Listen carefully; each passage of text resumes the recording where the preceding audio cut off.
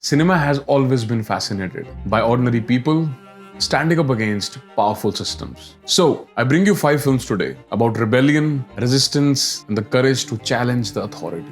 How to blow up a pipeline? Well, as the name suggests, it follows a group of environmental activists who plans to blow up an oil pipeline. I found the film to be quite original in its approach and its structure.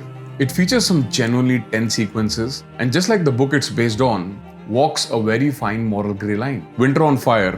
This Ukrainian documentary chronicles the Maidan uprising that took place in 2014's Kyiv in Ukraine, in which more than 100 people were killed. This is one of the finest documentaries I've ever seen. The film is an absolute gut punch. It throws you directly into the conflict, and the documentation is raw, brutal, uncompromising, and the editing is flawless. In March of 1965, in the United States of America, thousands of African American citizens marched from Selma to Montgomery under the leadership of Martin Luther King Jr., featuring an outstanding ensemble cast led by an amazing performance by David Oyelowo as Martin Luther King. Selma feels like an historical lesson without ever feeling like a lecture.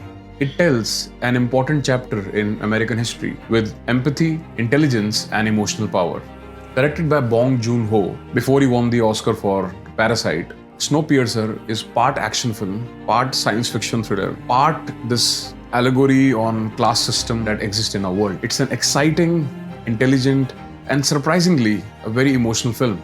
It's one of those rare films that offers substance and spectacle both. If you have never seen Snowpiercer, fix it immediately. I mean it. Last but not the least, folks, V for Vendetta.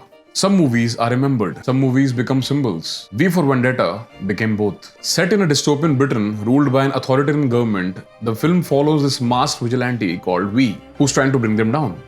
Based on the acclaimed graphic novel by Alan Moore and David Lloyd, 20 years later, V for Vendetta remains as stylish as ever and as relevant as ever.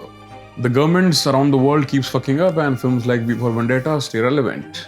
The Guy Fawkes mask has become a global symbol for protest and revolutions, proving just how influential this film has become. Now, in my conclusion, all of these films released in different years belong to different genres, but all of them ask the same question. What happens when ordinary people just decide, that's it, we have had enough? American empire calls us terrorists and we're doing something right.